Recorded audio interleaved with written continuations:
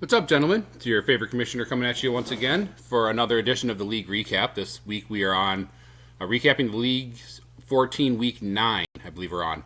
My apologies for not having done the last couple of recaps.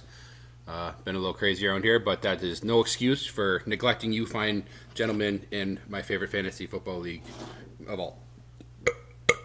Excuse me, of all time. So let's just dive right into it.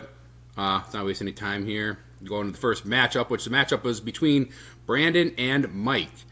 Two ends of the standing spectrum here, facing off against one another. And Mike sneaks out. I shouldn't say sneaks out. He earned another win, 141 to 110. Mike is up in first place, as per usual, 7-2. Brandon, other hand, 3-6 and in 8th place. Matchup wise, we had for Brandon, had a couple guys show up for Brandon. He had 27 points out of Stafford, 21 points out of Pittman. But also I'm seeing several, well, I guess 3, but still, that's several is 3, I think that counts. Single point players. So that didn't help. I believe last time I looked, don't quote me on this, but I believe last time I looked, the average score in our league has been like 125 or something like that.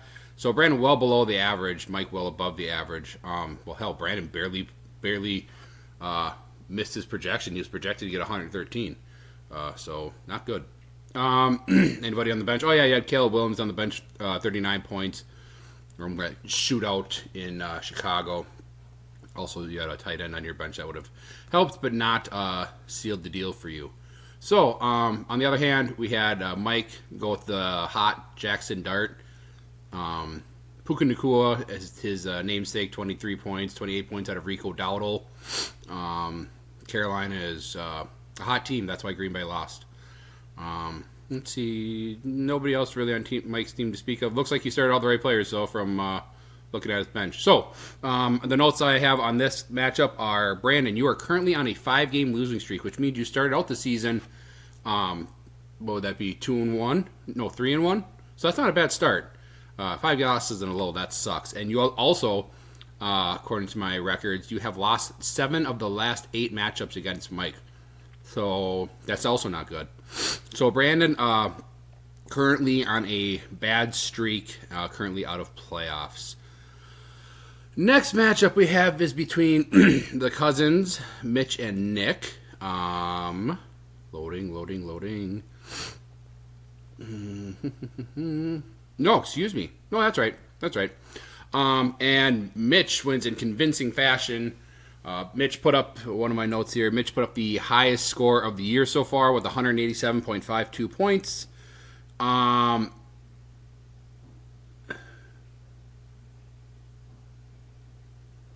Oh, well, okay. I'm kind of an idiot.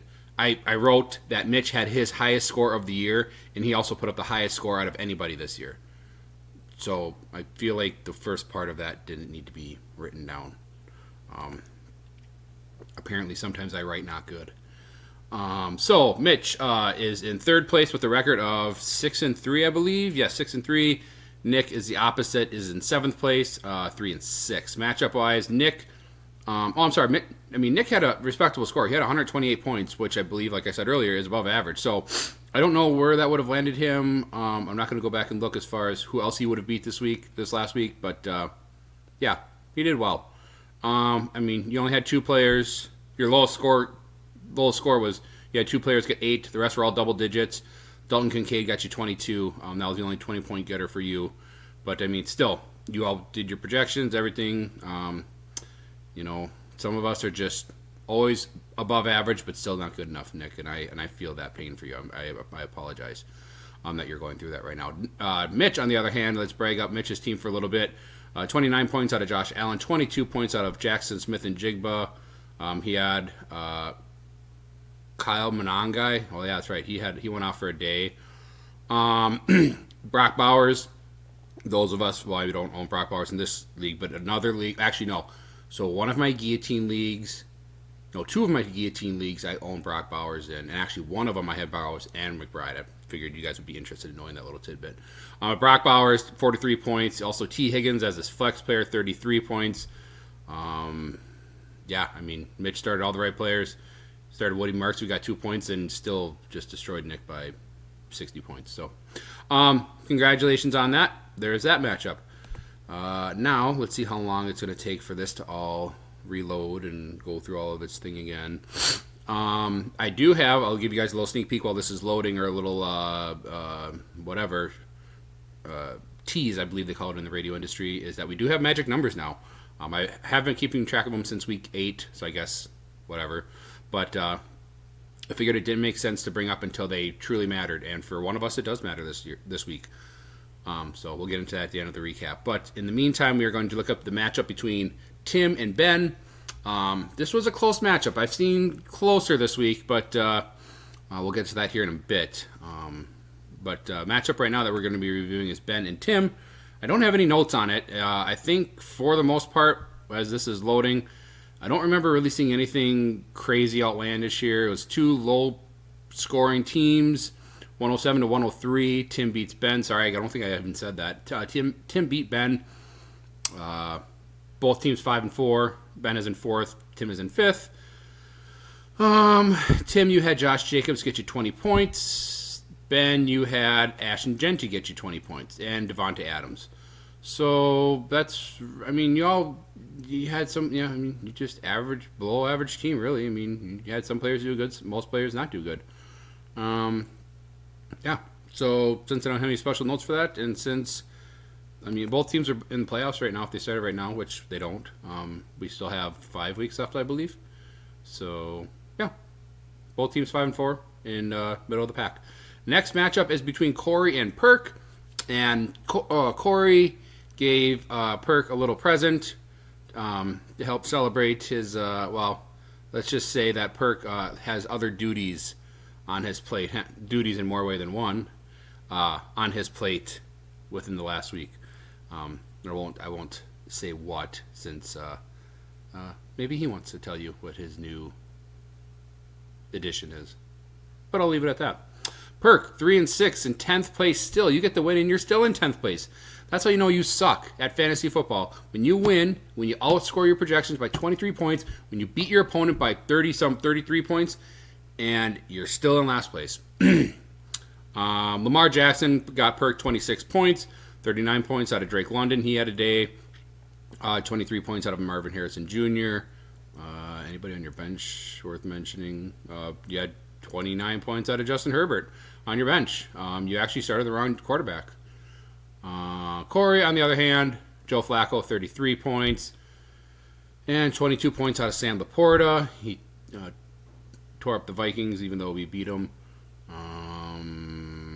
Yeah, so Perk 3-6. I'm sorry, I don't know if I've said the scores. 147 to 114. Corey is 4-5 and in 6th place. So even though Perk's in 10th place, he's only one game out from potentially, I don't know points-wise, but potentially being in the playoffs, or the playoff hunt. I guess he still is in the playoff hunt since he's only one game out of 6th place. And the next matchup is the matchup of the week, and it's between Matt and myself. And if anybody was keeping track of this game, which I doubt any of you were except for Matt and myself, this was a close one. I think, well, let's put it this way. So looking at this now as it's trying to load, I was projected to beat Matt by 37 points or something like that. Somehow he had projected for 93 points. I'm not even sure how that's possible with starting a full team. I severely underperformed. He severely overperformed our projections. And we had I'm sorry. Well, let me finish this. I don't want to break my stride here, especially on the matchup of the week. I severely underperformed. He severely overperformed. And we had a difference of 0.24 points. And who has 2 thumbs and got the win? This guy. 116.16 to 115.92. I move up to 6-3 with the win, and I'm in 2nd place. Matt 3-6 and in 9th place down there with Perk. Matchup wise, I had nobody get 20 points. I had a bunch of people get 15 plus points, but nobody get 20. I don't think I had any, but neither of us had anybody on the bench. Matt didn't have any points on his bench, which is really good. Matt, on the other hand, he had 34 points out of Christian McCaffrey. For some reason, he started a wide receiver that didn't get any points. That's a terrible strategy. You should always start wide receivers who don't get points. But when on your bench, you also don't have anybody that scored points. I mean, I guess you didn't really have a choice, did you? So, with that, I guess there's really not a whole lot to talk about. It was kind of fun watching the Monday night game because I had Trey McBride and needed him to get me his projected 16.3 points. And on their last, when Dallas got that touchdown with like 2 minutes left or something, they threw a 19-yard pass to Trey McBride, and he caught it, and that put me over by 0.24 points, and then that was the last catch he had of the night. So, so that is including the tie, that is the 5th closest game of all time in the league. And another fun tidbit, including the tie, I have been a part of 3 of those 6 top closest matchups. So, little thing. What I was going to say before, going back to Corey and Perk. Perk, you had your highest score of the year with your 140, whatever you had. And then, so I'm gonna do a better job of explaining this than Mitch did explaining the Corey thing last week. Matt explained the Corey thing last week. Sorry, I'm so close, Matt. Don't you hate when you're so close? Corey lost to Perk. Before this, Corey was on a 6-game winning streak against Perk. So Perk broke a 6-game losing streak to Corey. But before that, Perk had a 6-game... Wait, no.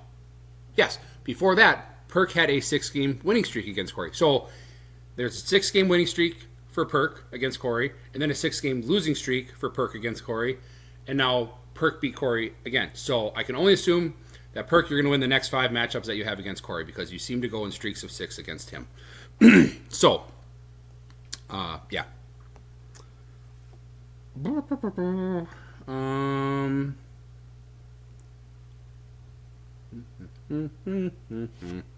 So, magic number wise, the reason I said that I'm going to bring him up this week is because it does matter because somebody can lock up a playoff spot next week, and that would be Mike.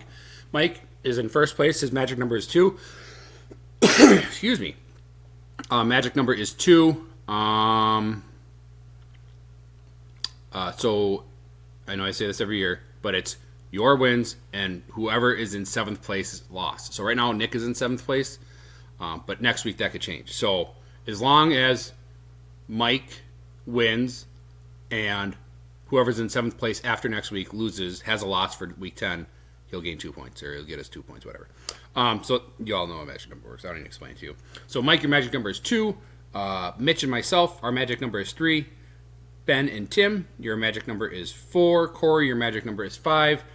And Nick, Brandon, Matt, and Perk, your magic numbers are 6. So with that being said, I'm going to wrap this up. I hope you guys have a great week. I hope you guys have good luck hunting for those of you who are going out hunting. Hope you get the big 30-pointer. Stay safe, and we'll see you soon.